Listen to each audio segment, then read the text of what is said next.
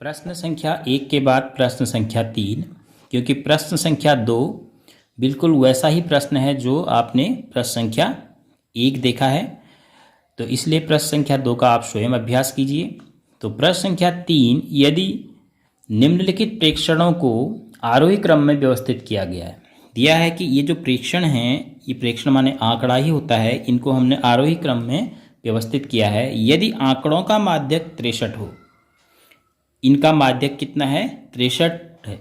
माध्यक और माध्य में स्पष्ट अंतर समझ में आना चाहिए, क्योंकि देखो इसमें माध्य शब्द है तो माध्यक का मतलब बीच का, तो इसलिए दिया है कि क्रम आरोही है, क्योंकि माध्यक जब भी आप ज्ञात करेंगे आपको आंकड़ों का एक क्रम पता होना चाहिए। तो x का मान ज्ञात कीजिए। अब हमें इनका माध्यक क्या दिया है? 63 दिया है। तो हम सबसे पहले गिन लेते हैं कि कुल आंकड़े कितने हैं।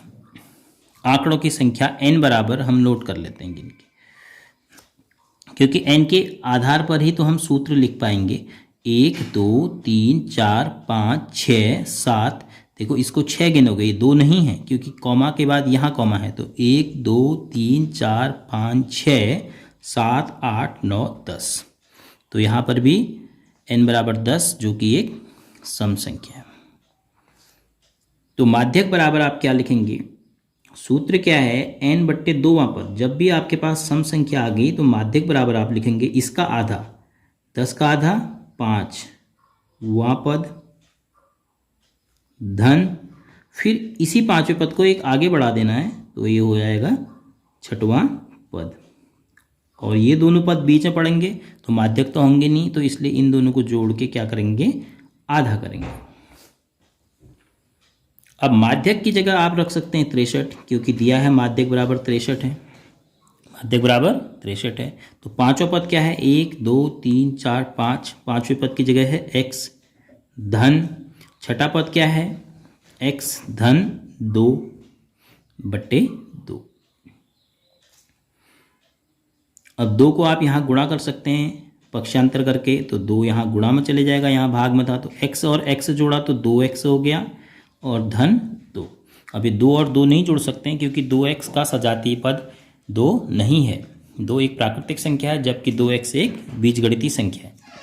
तो 63 में 2 का गुणा करेंगे तो 60 दूनी 120, 63 दूनी 126 ऋण 2।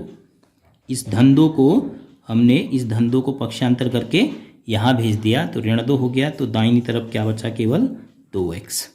तो 2x बराबर आपके पास बचा, 2x बराबर 126 में से 2 घटा के 124।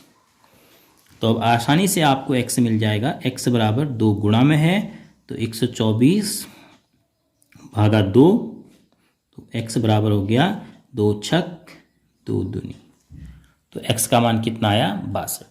तो इस प्रकार से अगर हमें आंकड़ों का माध्यक दिया है तो हम कोई भी विलुप्त आंकड़ा पता कर सकते हैं जो बीच में नहीं दिया है। जैसे यहाँ पर x और x धन 2 नहीं दिए थे तो x की जगह 62, x धन 2 की जगह 64, तो हमें केवल x का मान पूछा है, तो यह हमारा क्या हो गया? आंसर हो गया।